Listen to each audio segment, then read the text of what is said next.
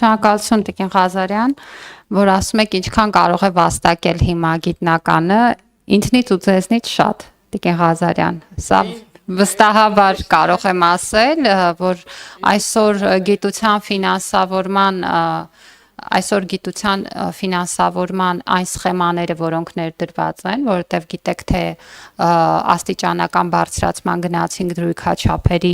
գործող տարակարգերի եւ ատեստավորման մեխանիզմներով, որտեղ միջև 300% աճ ունենք աշխատավարձերի որոշ տարակարգերի պարագայում 2021-ի համեմատ եւ բացի դրանից գործում է ավելի քան 20 դրամաշնորհային ծրագրեր, ընդ որում գիտնականը կարող է միանգամից մի քանի ծրագրի շահառու լինել եւ սա նշանակում է, որ վարձատրությունը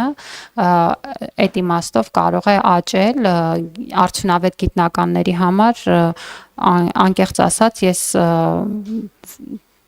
կարծում եմ, որ նույնիսկ միլիոնից ավել մինչև 2 միլիոն վարձատրություն ստացող գիտնականներ ունենք եւ ես համարում եմ սա շատ կարեւոր ձեռքբերում, որ գիտությամբ զբաղվելը մեր երկրում դառնում է